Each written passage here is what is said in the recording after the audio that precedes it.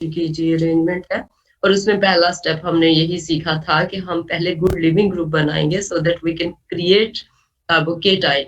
और उसके लिए बहुत ज़रूरी है कि हमें अच्छा लिविंग ग्रुप अगर पहले से नहीं है तो हम क्रिएट करें, उसे जनरेट करें। और अगर हाइड्रोक्सिल है तो हम उसे जनरेट यूजुअली जो है, और भी मेथड्स हैं हाइड्रोक्सिल को अच्छा लिविंग ग्रुप बनाने के लिए, लेकिन जो सबसे कॉमन मेथड है वो यही होता है कि हम उसकी एसडी कंडीशन प्रोवाइड करें, वाटर मॉलिक्यूल को रिमूव करें और कार्बोकेटाइन को जनरेट करें। कल मैंने आपको साथ में ये दिया था कि जो कार्बोकेटाइन क्रिएट हुआ है वो सेकेंडरी नेचर का है, सो हम इसे किस तरह इससे ज्यादा स्टेबल कार्बोकेटाइन में ले जाएं। जो मेथड मेंशन्ड है स्ट्रक्चर में वो मेथिल की माइग्रेशन का है, but what else can possible, और क्या क्या मुमकिन हो सकता है।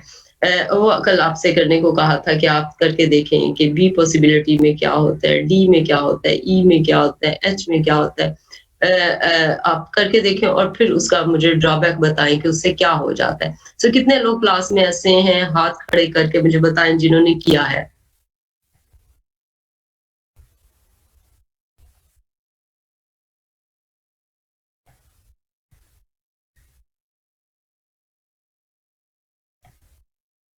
ये बताइए मुझे, इस सब के जवाब फैसल नहीं देगा, ये याद रखिएगा। फैसल सबसे ज्यादा जवाब देता है, अच्छी बात है, लेकिन सब जो है वो फैसल नहीं देगा। फैसल किसी एक का जहां दूसरे अटकेंगे वहां जवाब देगा। तो आप लोग बारी बारी मुझे आंसर करोगे इस बात को। अगर मैं डी बॉन्ड माइग्रेट करूं तो क्या ड्रॉबैक होता है?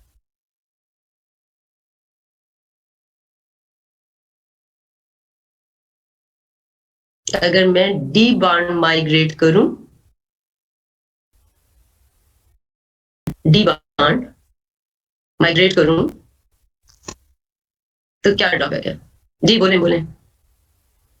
मैं बताऊं? जी बोले। मैम इसके अंदर ना हमारे पास कॉन्फ़िगरेशन चेंज हो जाएगी, यानी ये बॉन्ड जो है ना डी वाला, ये जाके उसके साथ लग जाएगा और ये वाली ब्रिज हेड बन जाएगी, और वो जो ब्रिज हेड वाली है वो इसमें शिफ्ट हो जाएगी। तो ये ड्रॉबैक होगा, यानी कि फिर वो उसकी स्टेबल कॉन्फ़िगरेशन नहीं रहेगी। कार्बोकेटाइन की नेचर क्या होगी? Primary, secondary, tertiary. D bond को कह रही हूँ, D for dog, D for doll. D bond, ये जो डी है लेफ्ट साइड पे, ये मूव हो तो जो कार्बोकेटाइन बनता है वो प्राइमरी होगा, सेकेंडरी होगा या टर्शियरी होगा?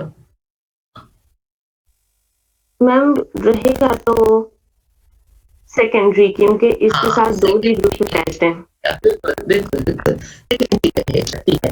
अब अगर मैं ई बॉन्ड को माइग्रेट करती हूँ तो पहले भी सेकेंडरी था, दोबारा भी सेकेंडरी ही रहेगा, ज्यादा स्टेबिलिटी तरफ नहीं गया। ई बॉन्ड माइग्रेट करूं तो मैम ये नॉन क्लासिकल कार्बोकेटाइन पर बनाएगा ई, अगर हम ठीक है। ई बॉन्ड माइग्रेट करूं तो अब कोई और रिप्लाई करेगा? E bond, E for elephant.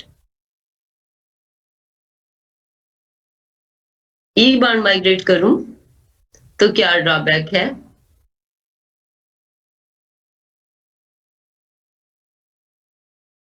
E bond, ये जो वर्टिकल पोजीशन पे आपको लंबा बॉन्ड नजर आ रहा है, इसको मैं माइग्रेट कर रही हूं। यहां से ई यहां आ जाए तो कैसा कार्बोकेटाइन बनेगा?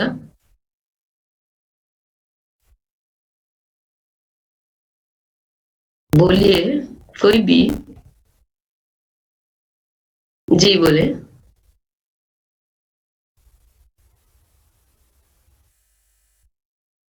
बच्चे आवाज बहुत कम है आपकी।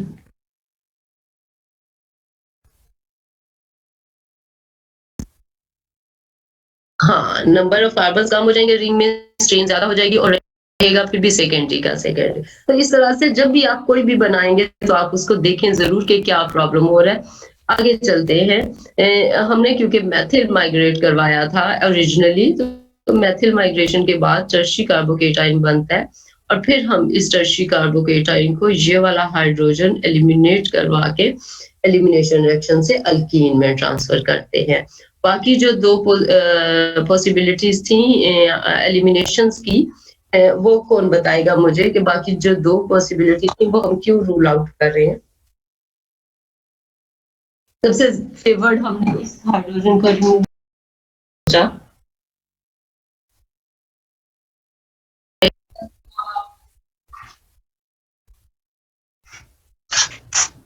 कोई और रेस्पॉन्स करे? ये तो इजी सी चीज है, इसमें तो आपको सबको आने चाहिए। इसका मतलब है सेशनल के नंबर सिर्फ फैसल के होंगे क्लास में, बाकी सब 10 से नीचे रहेंगे। मैम ये सेट्स ऑफ प्रोडक्ट सेशनल आपकी क्लास में कंट्रीब्यूशन है। मैम ये सेट्स ऑफ प्रोडक्ट है, वो मोर स्टेबल होगा as compare to Hofmann product, जिसमें हम मोस्ट डिस्ट्रीब्यूटेड अल्कीन बनाते हैं। वो नहीं बना सकते, दूसरी तरफ ब्रिज हेड बनेगा, वो नहीं बना सकते। जो दोनों अल्कीन्स जो हैं वो ऐसी अल्कीन बनेंगी। क्लास में जो कोई भी आपकी क्लास की जीआर में हम नम्रा है, तो नम्रा स्टूडेंट्स को इन्फॉर्म कर दें कि लेट आने की वजह से आपको मैं क्लास में एंटर नहीं कर रही, और दूसरा अगर आप रोल नंबर लिखे बगैर आप तो लेट हो चुकी हैं, मैं किसी को भी क्लास में एंटर नहीं करूँगी। जी मैम जी। तुम खुद भी बिस्तर में लग रही हो मुझे। उठ के मुंह धो के चाय पी के फिर बैठा करें क्लास लेने। चलें आगे चलते हैं अगली एक्सरसाइज की तरफ। मैंने पॉसिबिलिटीज ड्रा करने को बात था, जिन्होंने नहीं की प्लीज कर लीजिएगा।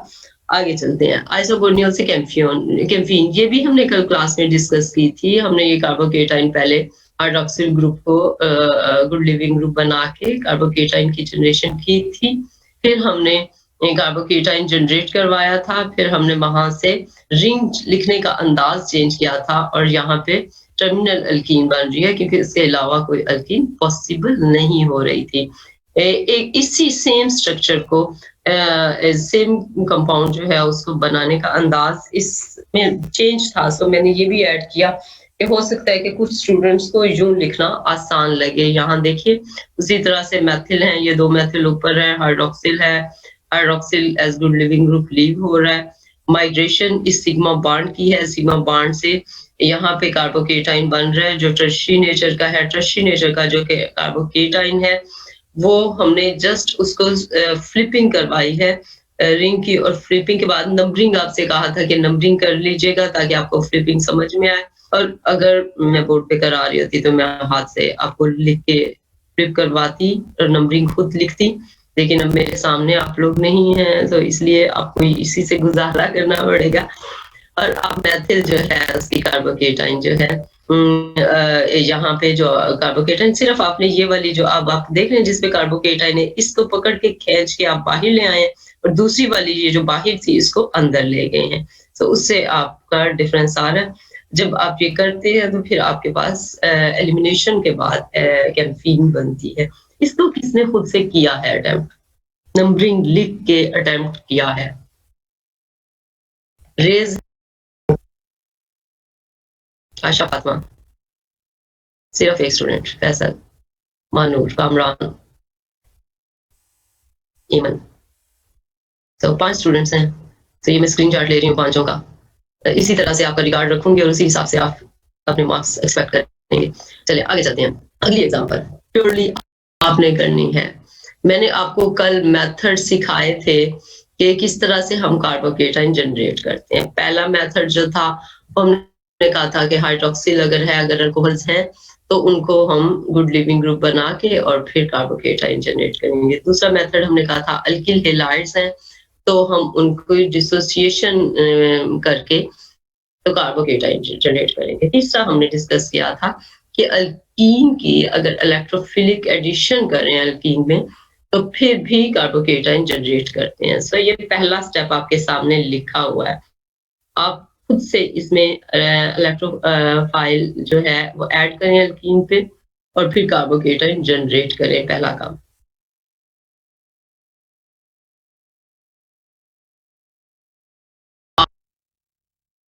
अपनी पेन रजिस्टर कागज यूज करें।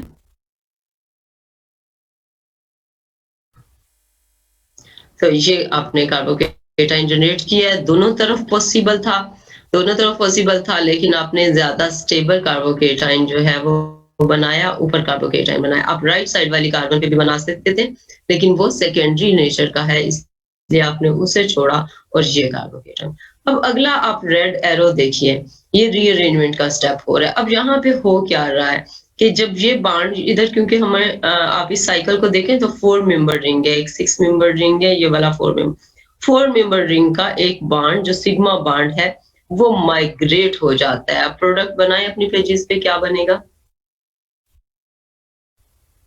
और कार्बोकेटाइन कहाँ आएगा? नंबरिंग प्लीज अपनी, जब भी अपने पेजेस पे कर रहे हैं नंबरिंग जरूर कार्बन सी करिएगा। सीधी पहले 6 कार्बन को 6 नंबर दे लें, फिर अंदर वाली कार्बन को दें, फिर जो बाहर मेथल्स हैं उनको दें।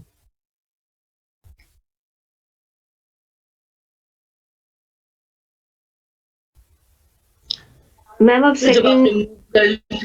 जब आपने मूव कर लिया तो अब कार्बोकेटाइन जो है वो नेक्स्ट बन गया। और अब जो कार्बोकेटाइन बना है, जो हम अब तक डिस्कस करते हैं, हमने टर्शरी से क्या बना दिया है? सेकेंडरी। सो अब देखें कि यहाँ प्रिंसिपल बदल गया है। टर्शरी ज्यादा स्टेबल होता है, सेकेंडरी कम स्टेबल होता है, लेकिन हम सेकेंडरी बना रहे हैं और सेकेंडरी बना के और हम उससे प्रोडक्ट लेने जा रहे हैं कि तो उसकी रीजन जो है वो रिंग स्ट्रेन थी, क्योंकि 4 मेंबर था पहले, तो 4 मेंबर को हमने जब यहाँ से एक कार्बन इसको और दे दिया। आप यहाँ से देखें कि ये रिंग आपने बांड उठाया रेड कलर के एरो के साथ, देखिए यहाँ से बांड उठा के आपने आगे शिफ्ट कर दिया। उस रिंग के अंदर आपने कितनी कार्बन ऐड की हैं? एक और कार्बन ऐड हो गई है। सो ओवरऑल आपने उसे 5 मेंबर बना दिया।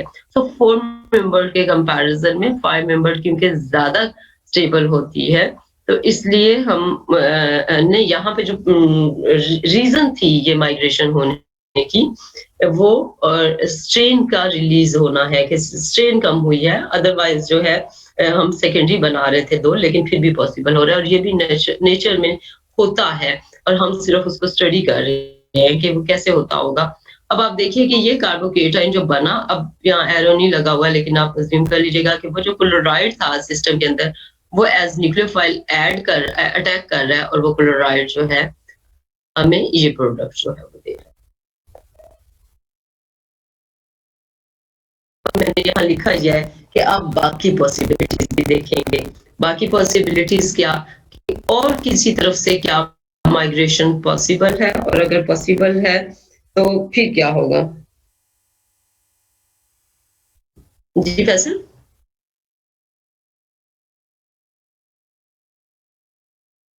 हाँ, दूसरी पॉसिबिलिटीज यही है कि अगर न्यूक्लियोफाइल की बजाय एलिमिनेशन रिएक्शन होता तो फिर वहां पे डबल बॉन्ड भी आना था। तो फिर दोबारा से क्या वो पॉसिबल है? डबल बॉन्ड कहाँ आएगा वो आपको ऑप्शन देखना पड़ेगा। सो वो आप थोड़ा सा प्रैक्टिस कीजिएगा, एक्सरसाइज कीजिएगा।